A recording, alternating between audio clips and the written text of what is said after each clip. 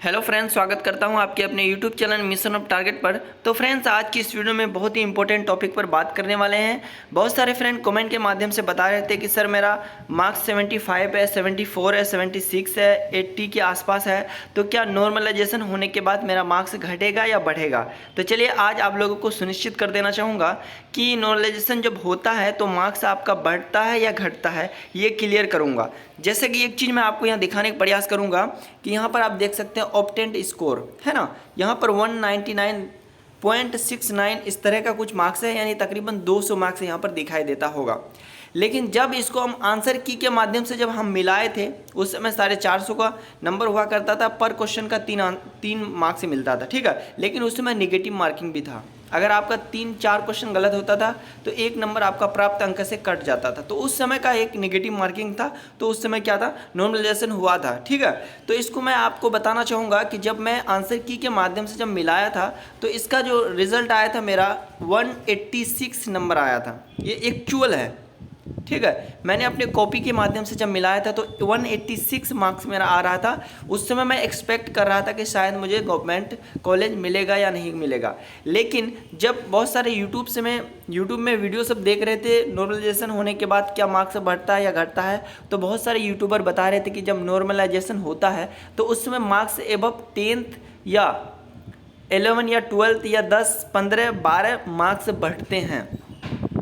लेकिन जब 186 मार्क्स आया, जब इसका फाइनल रिजल्ट आया मेरे पास, तो उस समय मैंने देखा कि 199 लगभग 200 नंबर आया, तो इससे मैं बहुत खुश हुआ, ठीक है।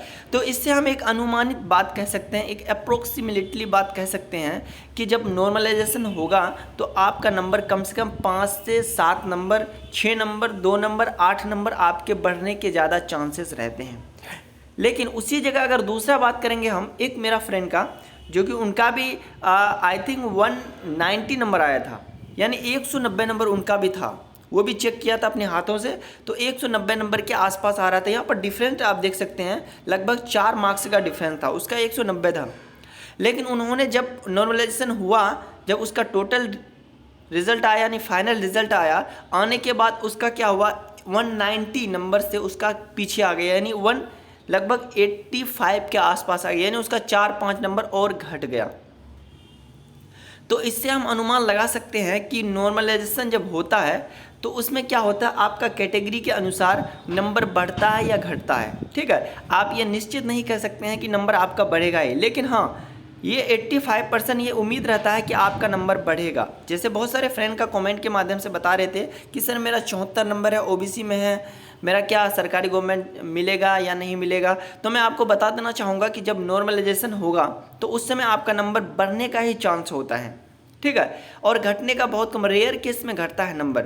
और एक चीज़ मैं डिफाइन करना चाहूँगा वीडियो के माध्यम से, बहुत सारे फ्रेंड बोल रहे हैं कि सर फाइनल रिजल्ट कब आएगा, तो मैं फाइनल रिजल्ट पर थोड़ा सा मैं बात करना चाहूँगा कि फाइनल रिजल्ट आपका 1 वीक के अंतर्गत आ जाएगा, है ना। 1 सप्ताह लगता है हर चीज़ में, क्योंकि टाइम लेता है, क्योंकि उसको भी सेटअप करना पड़ता है, कहाँ कैसे क्या कैटेगरी वाइज, और बहुत सारे कॉलेजों को ये करना पड़ता है, कॉलेज के अनुसार सब कटअप बनता है, ठीक है। जैसे आप पूर्णिया जिला के हैं या फिर कटिहार जिला के यहाँ भागलपुर के हैं, तो भागलपुर के अंदर जो डाइट होगा उसी के अनुसार आपका क्या होगा, कटअप बनेगा। अब मान लेते हैं कि पूर्णिया जिला के अंदर 2000 आदमी, मतलब 2000 स्टूडेंट ने फॉर्म भरा, ठीक है, सारे ने एग्ज़ाम पे अपेयर किया।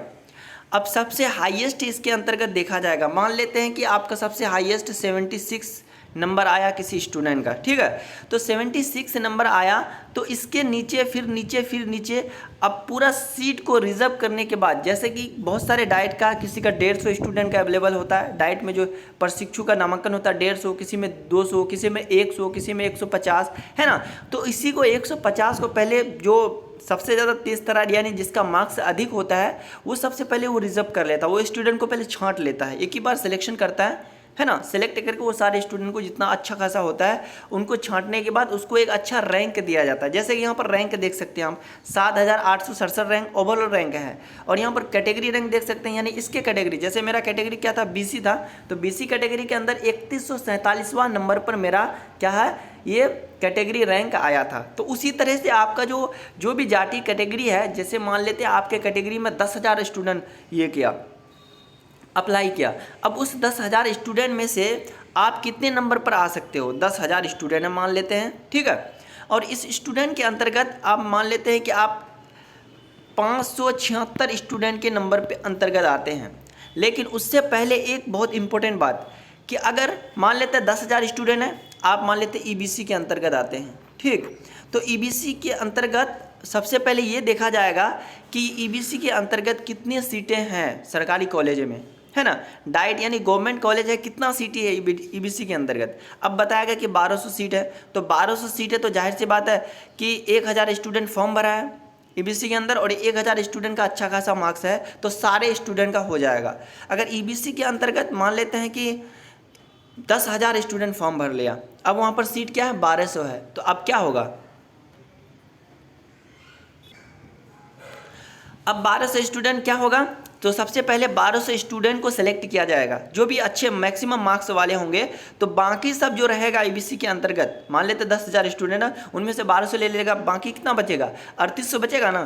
तो ये 3800 जो बचेगा, तो ये 3800 फिर ये सेकंड मेरिट लिस्ट के लिए इसको छोड़ दिया जाएगा, ठीक है। इसी तरह से बहुत सारा कैटेगरी है ना आपको, जैसे कि हम बताए थे कि जनरल होगा, फिर एबीसी होगा, फिर बीसी होगा, फिर ओबीसी होगा। इस तरह से सारे कैटेगरी का एक रिजर्व सीट होता है कि फला ईबीसी का 1200 सीट होगा डाइट मतलब सरकारी कॉलेज के लिए, फिर ओबीसी का 1000 होगा, फिर जनरल का 1500 होगा। इसी तरह से एक सीट रिजर्व किया हुआ है, ये पहले से निर्धारित है और आपको उस कैटेगरी के अंतर्गत आना है, उस कोटि के अंतर्गत आना है। अगर आप आते हैं तो आपका 100% फर्स्ट मेरिट लिस्ट, सेकेंड या थर्ड के अंतर्गत आपका हो जाएगा, ठीक है, सरकारी कॉलेज मिल जाएंगे। लेकिन अगर आप उस सीट से बाहर हैं, कहीं ना कहीं स्टूडेंट की संख्या ज़्यादा है उस कैटेगरी में, तो आपका शायद उम्मीद कम होगा। लेकिन इतना है कि नॉर्मलाइजेशन जब होता है तो मार्क्स 100% बढ़ता है। इस पर आप लोग बिल्कुल चिंता ना करें। एक हफ्ता के अंदर 2-4 दिन के अंतर्गत आपका फाइनल रिजल्ट देखने को मिलेगा, फिर आपको वीडियो बना के अच्छे से समझा देंगे।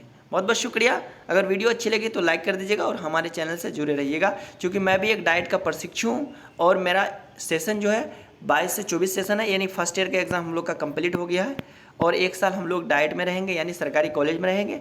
उनके बाद जितनी भी सारी गतिविधि होगा मैं आपको वीडियो के माध्यम से मैं बताने का काम करूँगा, इसलिए आप लोग चैनल से जुड़े रहें। बहुत बहुत शुक्रिया।